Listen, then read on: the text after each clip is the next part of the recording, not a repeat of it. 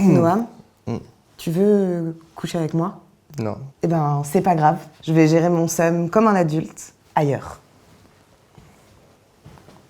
Noam.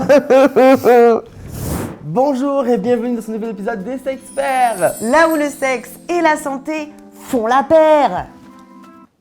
Ah, tu le fais tout seul? Ok. Aujourd'hui, on vous parle du consentement. Un concept simple, mais que beaucoup ne semblent pas encore comprendre. Sans vouloir nommer personne. Darmanin. On a dit personne, nous. Ah, pardon. On s'est dit qu'il serait bien de faire une petite piqûre de rappel. Du coup, on vous propose le code de la route du consentement. Et oui, on va vous poser des questions à choix multiples. Et vous avez le droit à un joker que vous ne pouvez utiliser qu'une seule fois, le joker présomption d'innocence. Et C'est parti. Ma partenaire est bourré et me dit qu'il ou elle veut trop coucher avec moi. Que fais-je? Réponse A, j'accepte car il ou elle m'a donné son consentement. Il y a quoi en fait? Réponse B, je ne peux attester de son consentement juste de son taux de tequila. Réponse C, je refuse car bourré est égal à mauvaise baise. La bonne réponse, c'était la réponse B. Et il est 2h du matin et j'ai une envie soudaine de partager un moment charnel et intime avec mon ou ma partenaire, mais elle dort. Que fais-je? Réponse A, je le réveille parce que dans tous les cas, il ronfle et je lui propose. Réponse B, je prends sur moi. Réponse C, je le quitte parce que je suis insomniaque, on n'est pas compatibles en fait. La bonne réponse est la réponse B. Et oui, le consentement doit être éclairé. Éclairé, ça veut dire qu'on doit être en possession de nos moyens pour pouvoir donner notre consentement. Et oui, si on est endormi, bourré ou drogué, notre consentement ne peut pas être éclairé. Mon patron me propose une augmentation si je couche avec lui. Que fais-je? Réponse A, je mets le feu à son bureau. Réponse B, j'accepte car c'est l'inflation et il a bien le droit de me demander ça, c'est mon patron après tout.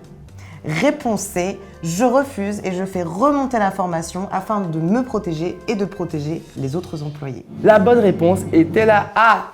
Mais non, Noam, il faut pas mettre le feu. Le consentement doit être libre, c'est-à-dire qu'il ne peut pas être forcé. Il est illégal de faire ce genre de proposition. Vous avez le droit de demander un arrêt maladie pour harcèlement sexuel sur le lieu de travail et ensuite de porter plainte. Je me suis fait mal. Un plan cul arrive chez moi, on avait prévu une soirée de folie, mais en arrivant, il me dit quoi? Qu'il n'a plus envie. Que fais-je? Réponse A, je recrache rapidement mon Viagra et on regarde une série Netflix ensemble. Réponse B, je suis saoulé, on avait prévu ça depuis ce matin. Next! Réponse C, je lui claque la porte au nez et je vais voir d'autres plans cul parce que ça va là. La bonne réponse était la réponse A. Et oui, le consentement doit être actualisé. Comme ton intermittence, Noam. Vous pourrez shooter? Si même pendant l'acte sexuel, tu as un doute, n'hésite pas à l'exprimer à la personne avec qui tu couches. Le consentement, ce n'est pas forcément un oui ou un non verbalisé, ça peut passer également par la communication non verbale, avoir l'air stressé, avoir l'air tendu. Le consentement doit être libre, actualisé, éclairé, clair. Si vous êtes témoin ou victime d'une situation d'harcèlement, d'agression ou de viol, il existe plein de personnes à contacter. On vous met tous les numéros et les liens en description de cette vidéo. A bientôt pour un nouvel épisode des Sexperts. Là où le sexe et la santé font la paire. Non. Ah bah c'est clair et éclairé.